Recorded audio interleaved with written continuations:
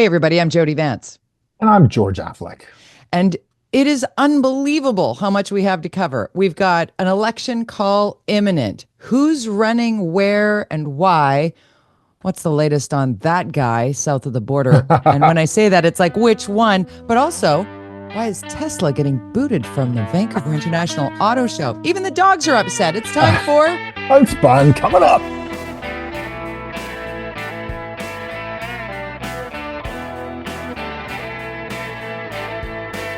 Where do we start? You know what? Let's start with the fact that as of, synchronized watches, you got your watch on, hack. Okay, as of 10 a.m. on Thursday, Yes. March the 20th, Log it. we are awaiting the inevitable from the Prime Minister of Canada designate, Mark Carney.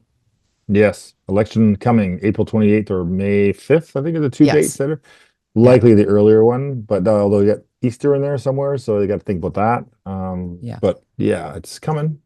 And his polling numbers are good, so why not do it before it's too late? I think that's... What's the latest poll you've seen? Well, he's way ahead. I forget the numbers, but we're looking at the Toronto's as GTA is definitely moving towards him. They're saying he might actually keep his seats in BC that he has. And I got a rumor. Tell me. I got a rumor. Gregor Robertson might be running for federal Liberals. I don't know what riding. He lives in the West End. Sorry, say that again. Former mayor of Vancouver, Gregor Robertson, rumored to be running with the federal Liberals this coming election. Wow. Maybe it's Hetty's riding. He lives in West End, which is Hetty Fry's riding a long time. I mean, we're assuming she's running. I don't recall her saying she's not running, so there hasn't been a process.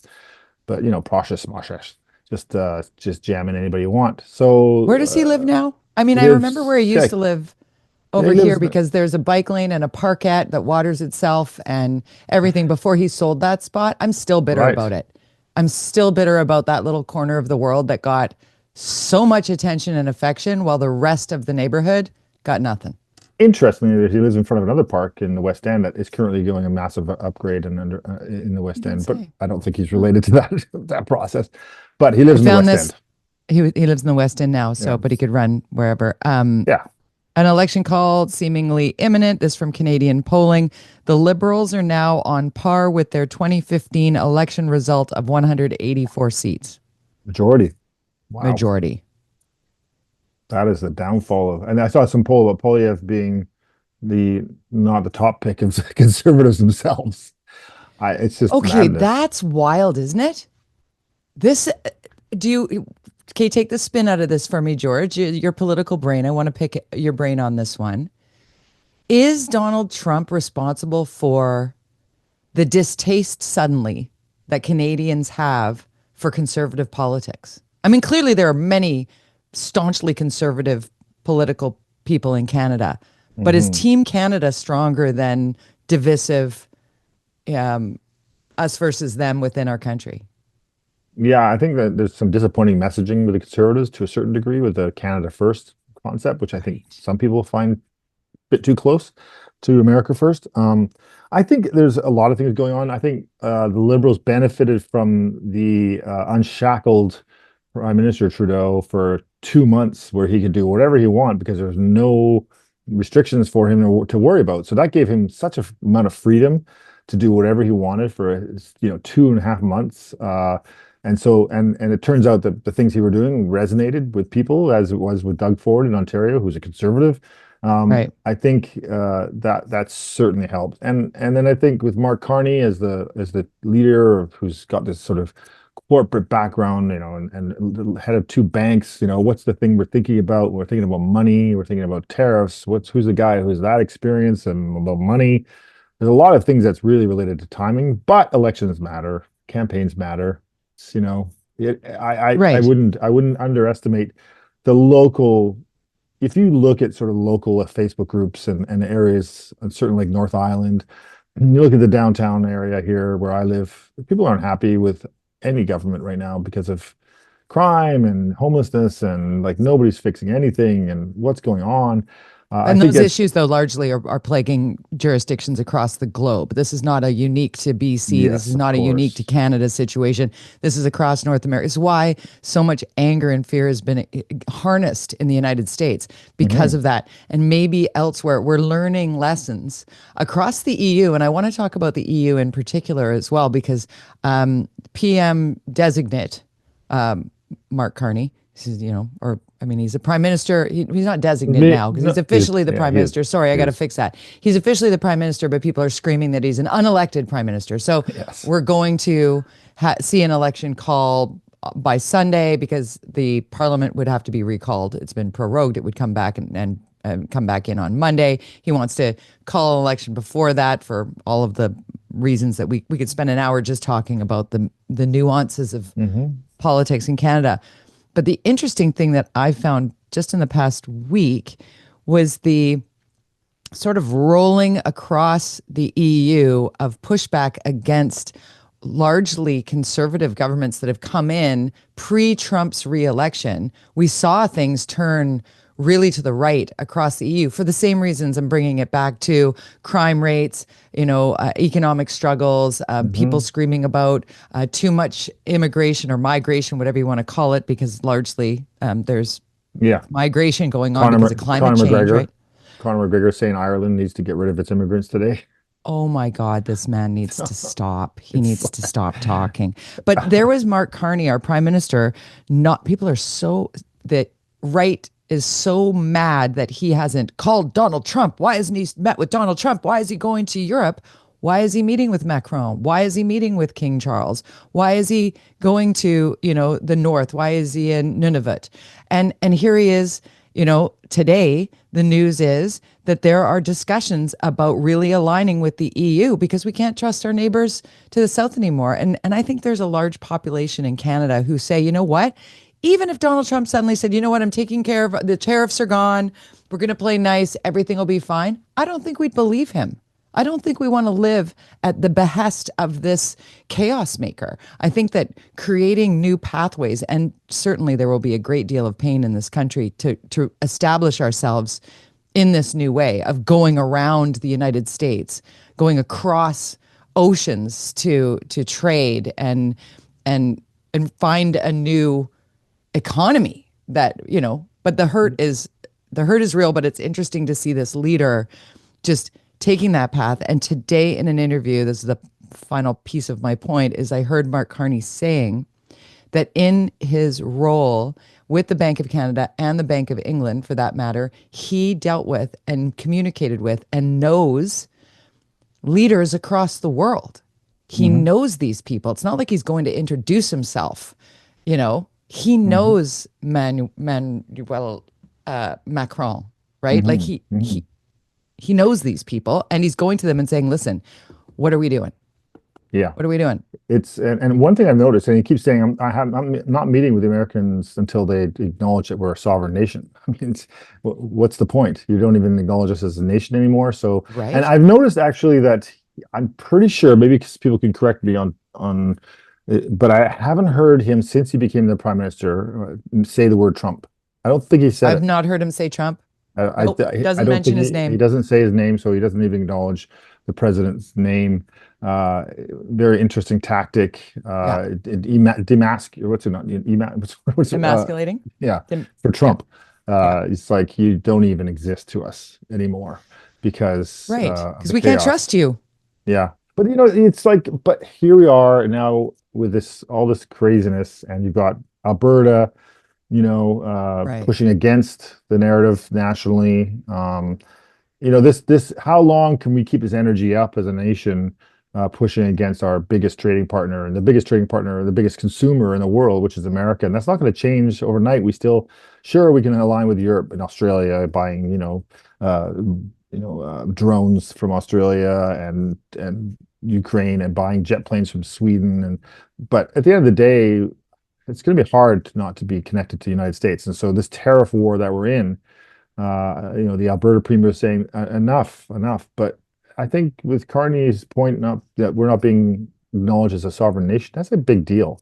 Right. That's not cool, and it says a lot about where they their disrespect for us. So how do we move forward like Alberta wants to in negotiation when they won't even acknowledge us. So what kind of negotiation is that? Very similar to Right. what I Zelensky's disagree. facing.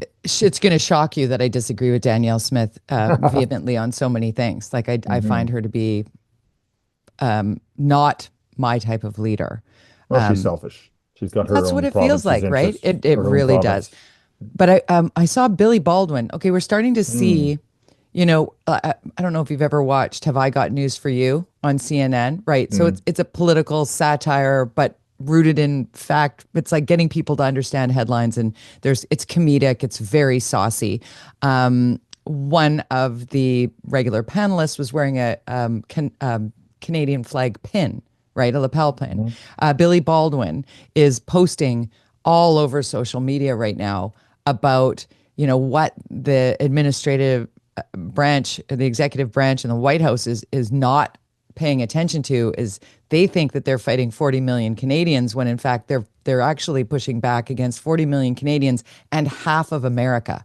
Like mm. half of America doesn't want this rhetoric about Canada being the 51st. None of them want to annex Canada. It is just it's outrageous.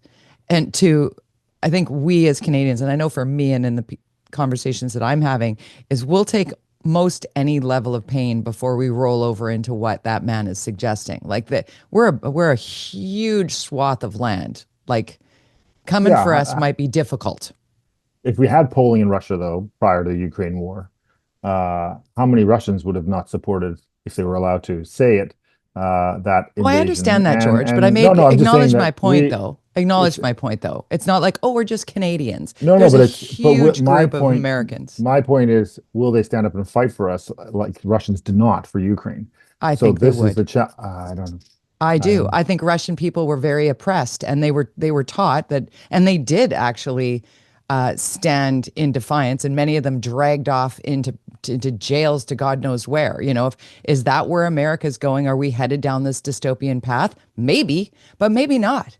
Maybe there's a whole way to rewrite this in a way that the bad guys don't actually end up winning in the end. And we're seeing even the Supreme Court Justice, John Roberts, is pushing back on Donald Trump with these flights to El Salvador that, they're like, turn those planes around. We have not confirmed who's on those flights. Like, you can't just do this. This is breaking the laws of the land, and we're starting to see little things that flip and change and do. And people, I think, are standing up in a really great way. Bringing it back to Canada, we're standing up in the only way we can, which is standing together. We cannot, we're the mouse versus, the lion here. We're in that moment, but Mhm. we might just be able to stand strong enough so that the people in the United States miss us and feel what we used to give and take and trade and be like, what are we doing? Why are we,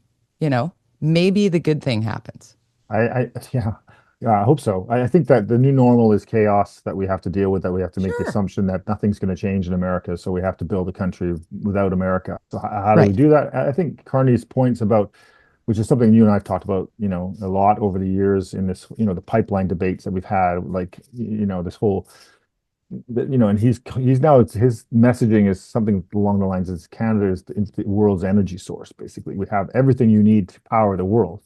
And so we need to harness that to profit from it, I'm sorry, in order to pay for the world we live in this country, the benefits that we have, the things Yeah. that, Americans look and go, how do you have universal health care? And, they're trying to say our taxes are high and this are high, but, our standard of living, our middle class standard of living is much better than in America's. We have, because we have access to all these things, because we were united on that, but you still got to Yeah. pay for it.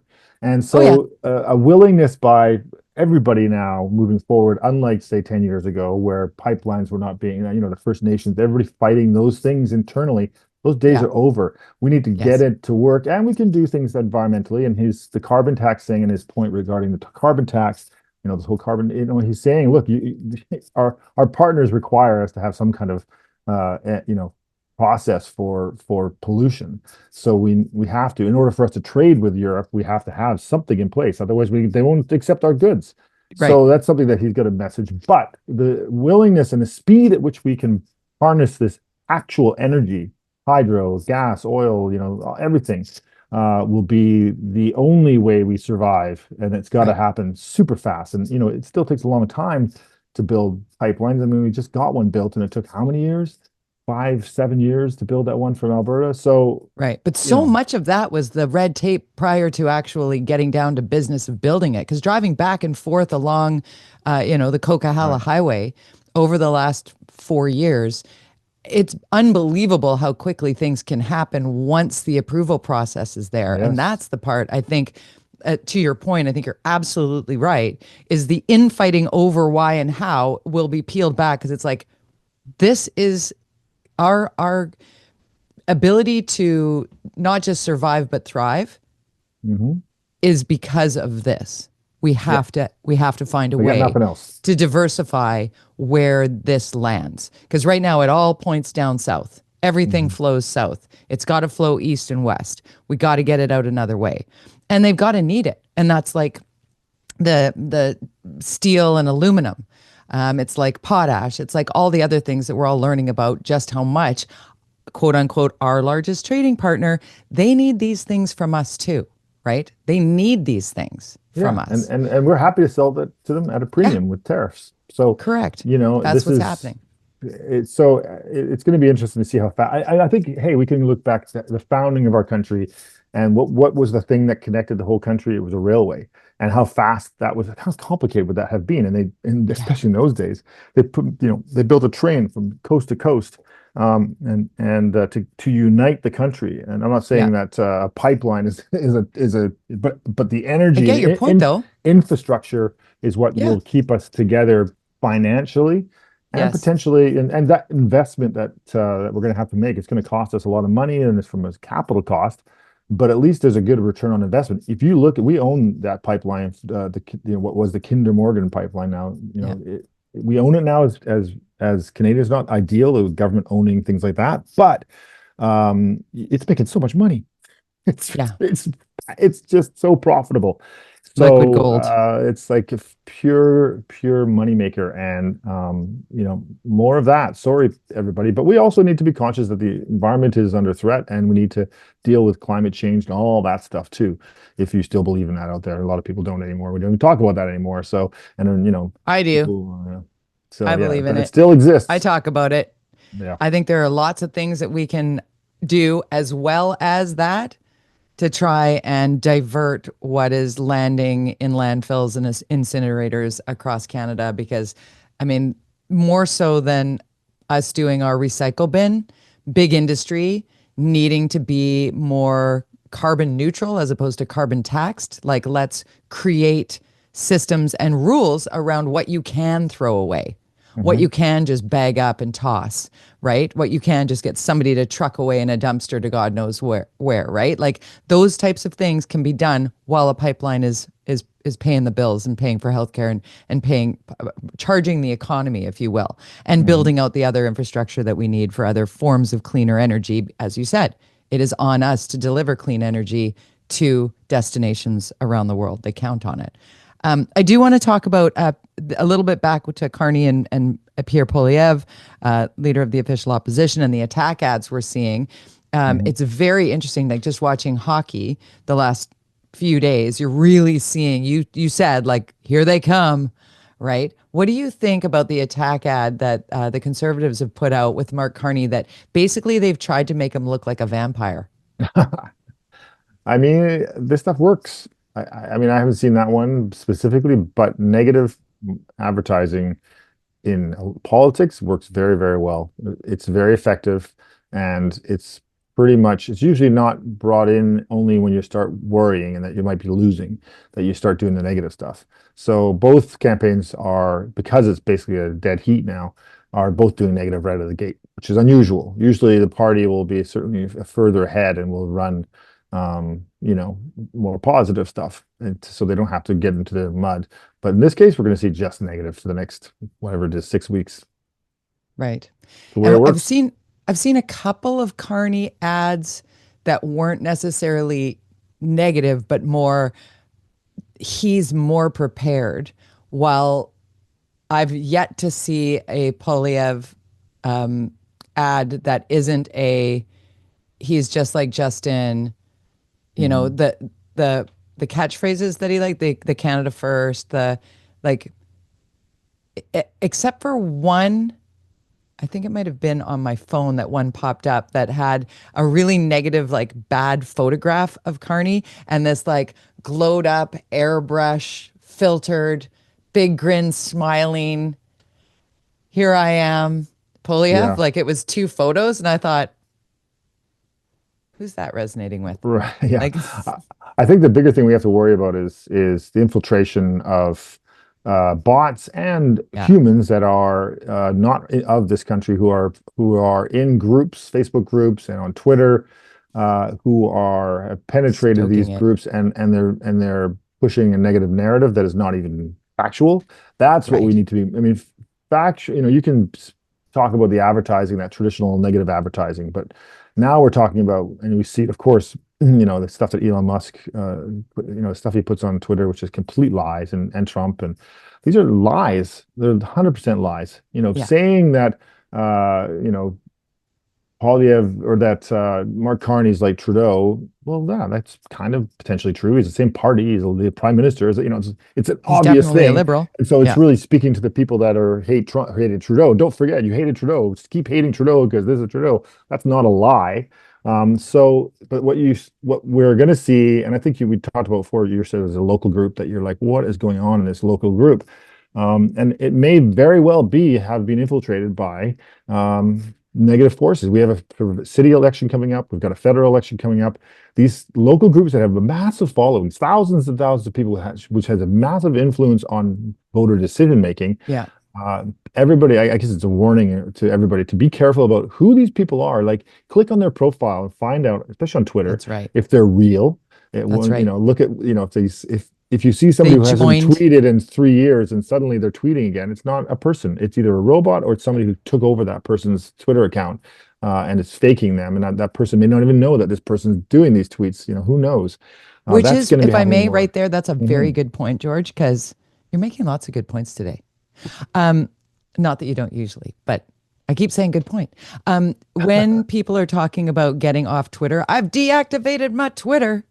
Actually, you don't, because you deactivate your Twitter and a bot can take over your Yeah. profile and be tweeting like it's you, and you'd never know because you've left Twitter. So if you're leaving Twitter, just leave it. Just You leave don't your think Elon Twitter. Musk's going to let that, hey, okay, thanks Right. very much. I'll give that to somebody else, with That's my right. I'll Russian take your friends. 70,000 followers and Mhm. use them over here or whatever. I'm a So believer of stay on there and fight the fight. I'm fighting the fight. I, I'm with I you, I think George. I mean, blue sky's great, but you're It's speaking a into silo. it's a silo. And It's so a silo. get into this, like people on traditional media, like you go on Yeah. CNN, go on Fox, stay Yeah. on Twitter and fight the fight. Don't let these people win. I mean, you gotta speak your mind on whatever platform it dominates, and X still dominates on the news Because cycle.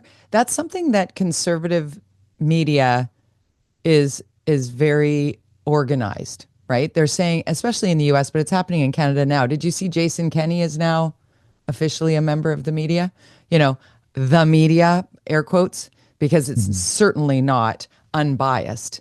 And we've got to watch out for that, as well as the bots and the disinformation and misinformation that's being stoked in Facebook groups and on social media of all kinds. I mean, it's on your Instagram as well. You think, oh, Instagram's different. No, it's not. It's Facebook. It's the same company.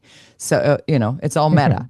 But when we have entirely conservative or entirely left leaning, what the extremes on both sides are equally as guilty of this, I think. But one's more organized. Mhm. The right is more organized when it comes to feeding a media narrative. They get in line and they keep pummeling it at you until you believe it's true. And that doesn't happen in mainstream media, Mhm. MSM, the dirty word of the decade, right? You and I have both done a lot of work in mainstream media. We know how much vetting is involved. Like, you don't Mhm. just quote that person who tweeted that thing without looking at their profile, without looking at other people's profiles. Or for that matter, somebody takes a screen cap of Elon Musk's Twitter and it says something horrifying. I go to Elon Musk's Twitter feed and I look for it. There's a Hmm. date on there. And I look and I look and I look, and lo and behold, it's not there. That was also fake, right? Hmm. Like there's so much deep fakes, so many deep fakes going on right now.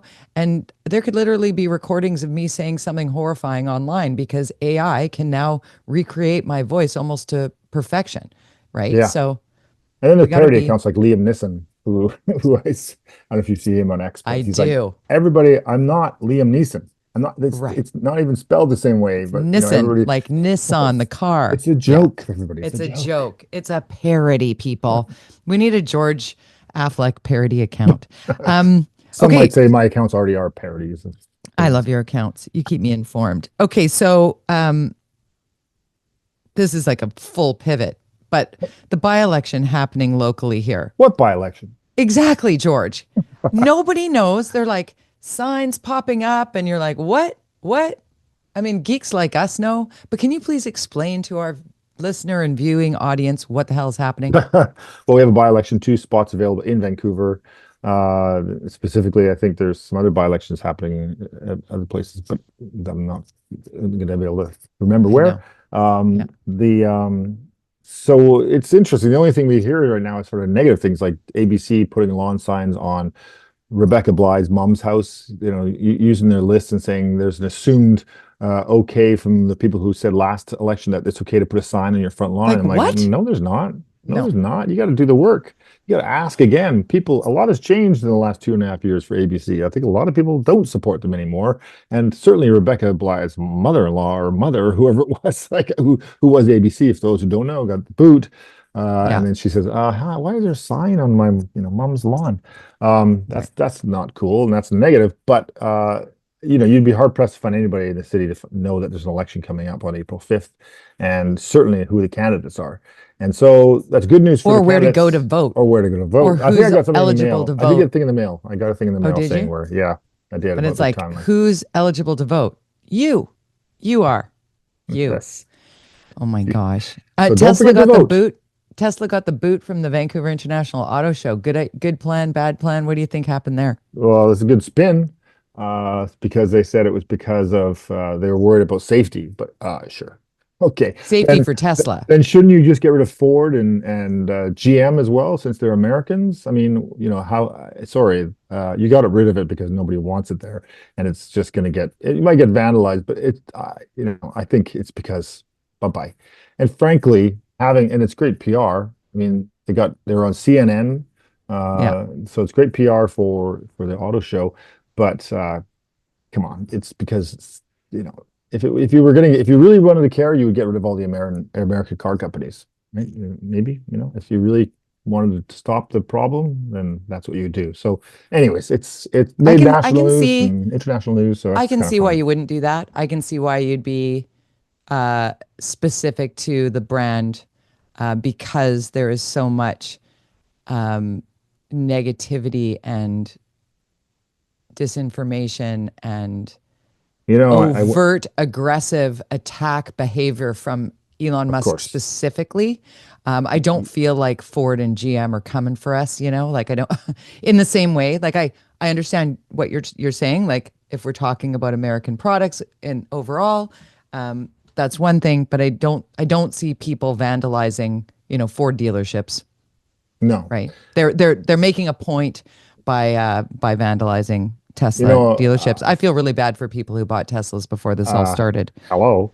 So I have a Tesla. It's full disclosure. Well, it's a Manus car, but the lease is up literally today. Oh, So guess where my Tesla's going? It's going bye-bye. is Our it? Tesla is saying, but we went for, because we think I have my old minivan. It's the 2003 Yeah. Toyota Sienna. Sweet ride, still riding it.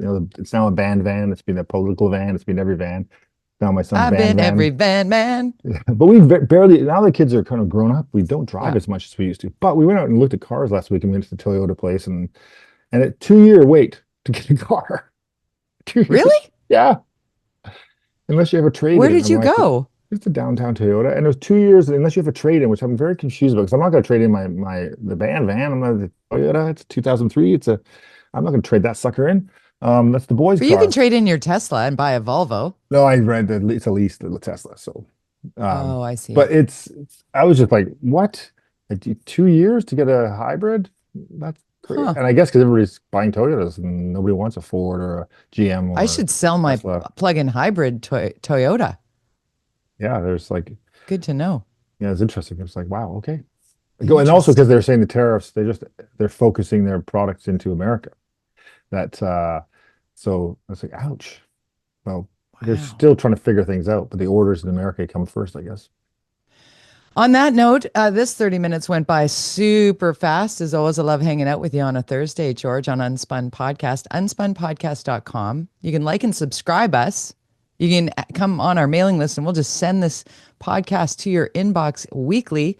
We're 7 seasons in here, bro. Like, what are we, the 280 longest running something? BC political podcast in the history of podcasting. So I'm going with that. I said Look that to at- Jordan Bateman the other day. He's like, really? I go, yeah. Jordan Bateman, who's, we worked with Yeah. a few years ago. For those who don't know, and he was like, really? I go, yeah. I'm going with spin. Yeah, that's when the Orca started. That's when I was doing the middle. That's when we started this. We did one Maybe This Will Work podcast, and we've been weekly ever since. Crazy people we are. Crazy. But we always thought maybe there's nothing to talk about. Whatever will we talk about? But we find a way. You can follow him at George_Affleck on Twitter. I'm at Jody Vance, Jody with a Y, at Jody Vance on Twitter, on Instagram, on all the things. George on TikTok is hilarious. Curve Communications is where he hangs his hat. That's why he's so smart about PR things and politics and such. So if you're looking for help with your PR, Curve Communications is your destination. I've been finding myself on Canucks broadcast lately. Apparently, I'm going back to sports, guys. And George, that's the one with the ice and the puck and the Right? I'm lost. You've lost me at sport. I'll teach you, George. No. Bye.